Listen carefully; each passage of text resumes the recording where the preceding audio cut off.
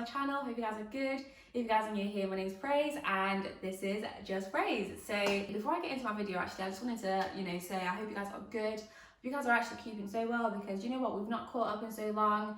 But as I always say, I know this pandemic has been really difficult for everyone, and just dealing with COVID and so many different, the different obstacles that is thrown in our ways. I know that is, difficult, and every single day is a different challenge. But as I always say, if you guys ever want someone to talk to, I'm always here. If you guys want to DM me and you want to speak about, anything in particular that you feel like, not that I can help with, but if you feel like you just need someone to talk to because, you don't know who else to speak to, like, I'm always here. And I'm not just saying that for the sake of it, like, my DMs are generally always open. Obviously, I'm not going to reply to to a madness, but I'm just saying, like, if I'm coming on this channel and say that I want to, motivate people, I want to inspire people, I want to bring, positivity into people's lives, I would be doing myself a disservice if I didn't help you guys out. So if, you guys are going through anything and you just want someone to talk to, I'm more than happy to do that. So yeah, just drop me a DM. All of my socials are Just Praise, 2 E's at the end, so just JUST, Praise. I may not have the answers, however, sometimes it just helps to know that someone's listening and that someone cares. So yeah, definitely do reach out if there's something I can help you guys out with. Yeah, so to get into this video, where have I been, what's been going on, why have I not posted? These are all questions that everyone's been asking me. So I'm going to start with my last video. So the last video I did was on about patience, and I suppose just trusting the process. Since then, well, immediately after that, this was back in April, we lost my grandma. So when I say we, I mean, my family and I, we went through quite a difficult time, and yeah, it was just horrible. Initially it started off being she had COVID, and then, soon after that we were told that she had cancer, but by the time she was diagnosed with cancer, it was kind of too late. So she literally passed away within a matter of days, basically, of finding out that she had cancer. So it was just, it was a very sort of tumultuous, very quick time. Something that, no one really prepared for the death, I don't think. So yeah, it was really difficult. On the plus side, we're glad that she wasn't suffering for a long time. But yeah, obviously it's just tragic that, it happened in the way that it did. So yeah, I was dealing with that. I don't think I've spoken about death on this channel before. But I think that death in particular just invoked so many different emotions for me. And I think the main emotion I experienced was guilt throughout all of it. It was guilt because, my grandma, she lived in Zim, and, growing up, we didn't really have the closest relationship. She was a lot closer to my older sister, and I feel like because of that, I kind of took like I stepped back, and I didn't really, invest in that relationship maybe as much as I should have. And then I suppose the times where I was thinking about, okay, let me start making an effort, blah, blah, blah, it was kind of too late. So for me, I just felt like a lot of guilt was attached, to that death. And I think maybe that's partly why I kind of just wanted to deal with it by myself. I didn't really want to tell anyone, I didn't really want to speak about it, just because I was still processing, all these different emotions and all these different feelings. So yeah, it was difficult. The funeral was in Zim, and it was just sad because you can't really travel, you can't really do anything. It's like I was seeing all my family members through like a video call. It was just a really shit situation, if I'm honest, but I'm grateful that, the rest of my family is good. I'm grateful that we've been able to not move on from it, but, we've been able to continue with life, as a family, as a unit. I'm really glad to see that, everyone is good. And I'm so blessed I've known my grandma. She was such a beautiful person. Although it's bittersweet, I'm grateful to have known her, and I'm grateful for all the great things she taught, people around me, because at the end of the day, I'm the person I am because of them and because of her teachings.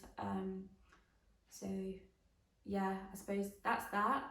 So moving on, the next thing that happened is I moved house, which, I'm so grateful for. I feel like my last apartment will always have, a big place in my heart, because I just feel like when I first moved there, I felt like I was going through so many different transitions. I was starting my new job, and it's not even that I was starting my new job, it's like I was starting my career, do you know what I mean? At the time, I was just going through a breakup as well, so I feel like I was, you know, processing just so many different emotions, and I was just so sad, and like I feel like my confidence was really low. I felt like this small basically.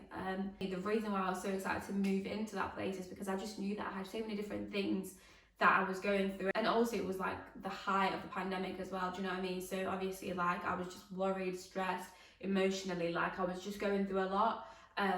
So when I moved into that place, you know, that place for me became like a safe haven. It became like my little, I don't even know, my little sort of retreat from the world. It was like my little retreat from everything I've been going through, and it was just, for me, it was so important for me because I needed that first apartment to just get to know myself, you know, get to make myself happy, heal, you know, and just sort of strategize about what my next move is going to be. What do I see, you know, what do I want for myself? What do I want for myself in this life? Do you know what I mean? I loved that place so much. I'm so grateful that God even, you know, allowed me to live in a place like that, because never in a million years did I ever think, you know, immediately after leaving uni I would be in a position to be able to one, afford a place where I could live and call my own, but two, you know, be able to just be so happy with it as well. Do you know what I mean? So moving into this place, I just needed a bigger space. I started driving, you know, last year. So obviously I needed somewhere with parking. Also, what else? I needed somewhere slightly bigger as well, because I was working from home quite a bit, and I needed to have, you know, enough space to be able to just get my work done basically. And also in terms of just my personal life, you know, I'm really into like my fitness. I'm really into my art as well. So I needed a space where I could, you know, tap into my creative side, but at the same time somewhere where, you know, I have the freedom to be able to, you know, to exercise and just go for walks. Like where I live, it's not countryside, but it's very I don't want to say rural. It kind of is rural to an extent, you know. So yeah, moving into this place has just been amazing. Like I love it so much. Since living here, I feel like I'm just so at peace. I feel like I've just remembered who I am again. Do you know what I mean? Like I'm that bitch, you know. So that's that. And I suppose the last thing that I've really been going through is the whole job transitioning. So as you guys know, I work, you know, in the pharma industry. In particular, I work in product development. So it's a very challenging role, as you can imagine. It's always, you know, go, go, go. It's always busy. But, you know, long term, I've always said that my goal is to work in the regulatory affairs function. So for you guys that, you know, may not be familiar with what that is, so reg affairs is mainly, so it's basically the function of pharma that governs, you know, the safety and efficacy of medicines. So ensuring that, you know, they're distributed in a safe way, ensuring that, you know, any sort of health or adverse reactions, adverse effects, that sort of stuff is like investigated properly, and in accordance with different legislation. So for example, if you're making a medicine for a US market, ensuring that, you know, it complies with, you know, the specifications, the legislations in that, you know, territory, but at the same time it's still efficacious, so it still gives the intended therapeutic effect, without any adverse sort of reactions, complications, that side of things. So long term, I've always known that that's what I want to go into. However, when I left uni, I said to myself, you know, I think, you know, I have a lot of knowledge in terms of, you know, being at uni, that sort of thing. I've, you know, acquired, you know, that understanding. However, I just felt like I didn't really have the actual physical skills, if that makes sense. So for me, I just wanted to go into pharma. I wanted to work in product development specifically because I knew that with product development, you know, it's a role that challenges you technically, you know, and I think it's a role where you get to interact with so many different functions of the industry. So for me, that was, you know, that was integral. That's what I wanted to do, and you know, that's something I wanted to do for, you know, the next 2 to 3 years type of thing. Before transitioning into reg affairs, just because I felt like with reg affairs, one, I wouldn't have been qualified to go into that role just because I have no experience in the industry, but two, you know, you can't be expected to use, you know, that technical jargon every single day in dossiers and, you know, all these different submissions if you don't have, you know, that base foundation which product development provides. So yeah, I'd planned on staying within my current role, you know, for the next, you know, 2 to 3 years. However, I don't know, I've kind of noticed that I just felt like I didn't have a work-life balance, and I just felt like because of that I wasn't really motivated, and I feel like I feel like for a long time I've been struggling in my current role just because a lot of the emphasis is on, you know, the business side of things, the revenue side of things. And because of that, it kind of puts me off because I like the scientific challenge. I like having to think. I like to, you know, find solutions for so many different, you know, different scenarios and different, you know, different situations.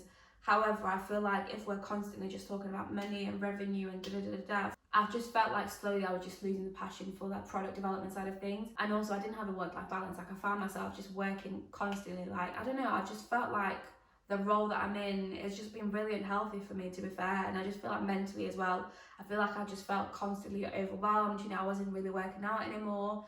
I wasn't really like, I used to love cooking, I used to love, you know, prepping my meals, but I was just eating, not that I was eating shit, but I was just like not caring for, you know, for my body, which is just mad to me, do you know what I mean?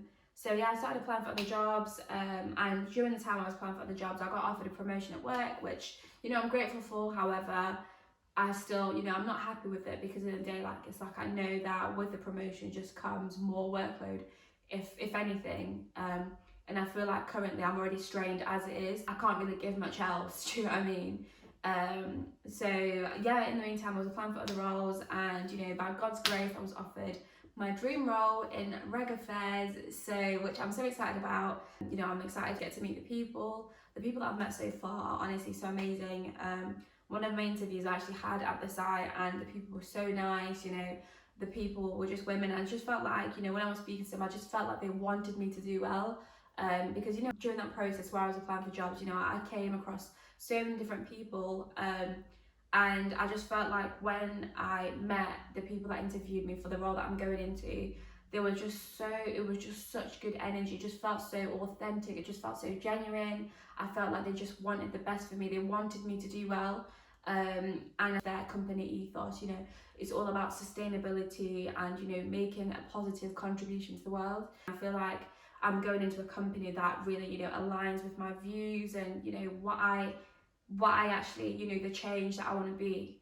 It's just amazing. I feel so blessed. I feel, you know, I just feel, I'm filled with so much like gratitude, and I feel like with my new role as well, you know, I'm going to have an opportunity to just tap into the things that I like doing a bit more. You know, over lockdown I started, you know, commissions. I started drawing again for commission. I've become like proper gym babe, so I go to the gym like every day pretty much. I've started just even just like going out more like with my friends, and you know, dating, and you know, things like that, things that I was like stopping myself from doing before. I feel like now, you know, I feel like because I'm aware that this workload and just feeling so overwhelmed is about to end, and you know, I'm looking forward. I don't know, I just feel like mentally I'm in a good space, and I think part of, you know, being in that space comes from obviously the move, and then also knowing that, you know, I'm starting my new job soon. I just feel like I've been able to just look to the future and look forward to something. Yeah, I'm just happy, man. I'm just in a really good space, and you know, things have been difficult. I feel like in the past couple of months I've gone through so many lows, and when I've had those lows they've been shit, like horrific.